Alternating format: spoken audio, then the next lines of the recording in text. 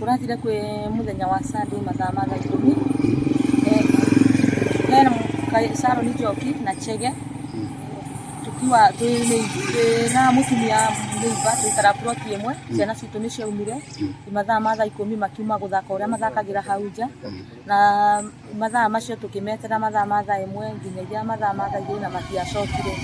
tugoya ikinya ria kwanja kumaceria tukithiururuka tauni yothe tukimethaga tutiana mona kinyagia thaa ici no turathi na mbere na kumetha na twi guku Wanguru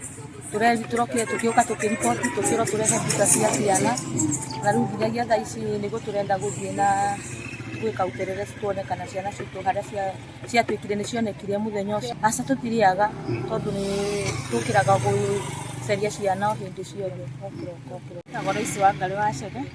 na ciana citu ni cio on Sunday ndu thaa 10 na tuciethete kila handu gutiri kundu tutethete na kurabu koma tutirakoma turathio nginya ni majirani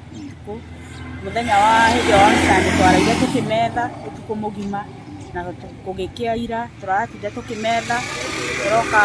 guku police station ya kiria ya Wanguru police station turoka turaripoti ciana indo ciorete na nginya thaa ici no turacietha na tutire turacibona gakwa getagwo John Chege na ka mutumia uyu jirani yakwa getagwo Elizabeth Njoki Sharon Njoki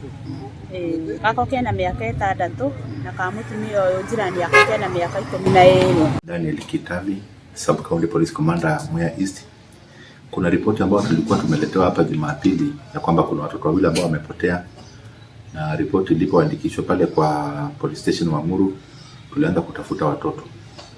na hiyo jana waliweza kupatikana, na mtoto mmoja ni kijana wa miaka 5 na mtoto wa pili ni msichana wa miaka 12. Wote ni watoto wa shule, na vile walipatikana tumewapeleka hospitali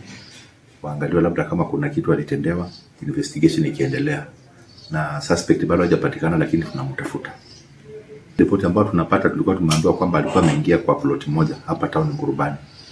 na